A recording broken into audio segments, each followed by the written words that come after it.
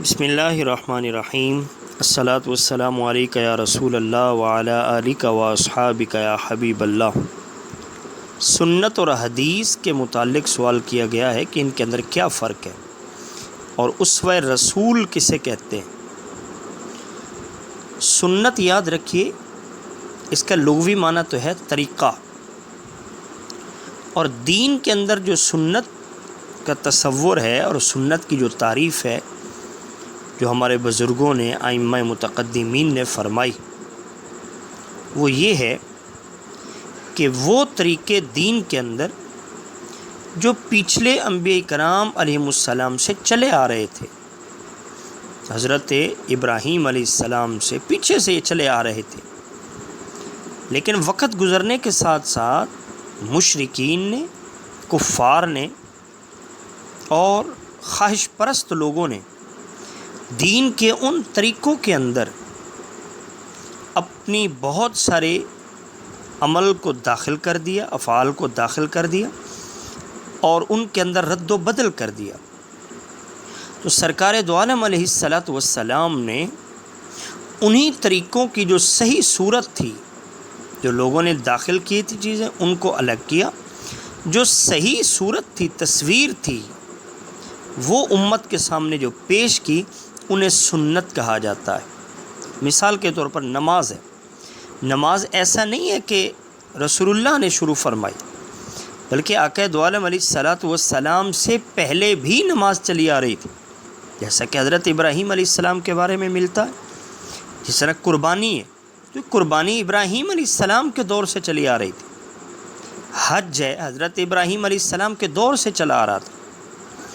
اسی طرح اور ہماری عبادات کے اندر تصورات ہیں جو حضرت ابراہیم علیہ السلام کے دور سے چلے آ رہے تھے، لیکن مشرکین نے ان کے اندر بدعات، ان کے اندر رد و بدل کر دیے تھے۔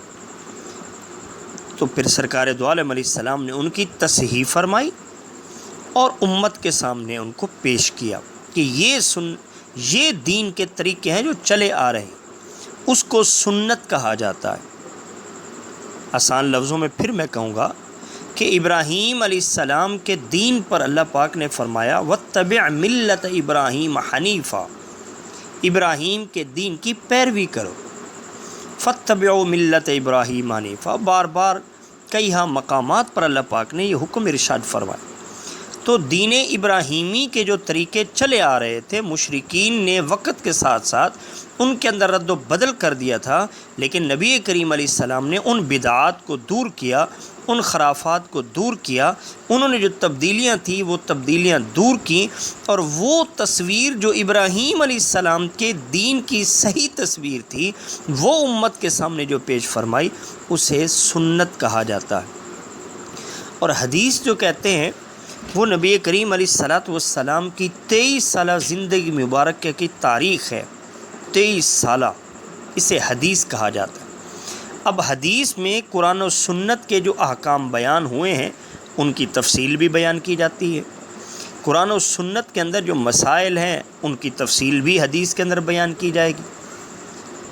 حدیث مبارکہ کے اندر یہ سارے کا سارا رسول اللہ کی تاریخ ہے، سرکار دو عالم علیہ السلام کی زندگی مبارک کی۔ قرآن و سنت کے جو مسائل ہیں، جو احکام ہیں، ان کی وضاحت جو ہمیں ملتی ہے، وہ رسول کریم علیہ السلام کی احادیث مبارکہ سے ہمیں ملتی ہے۔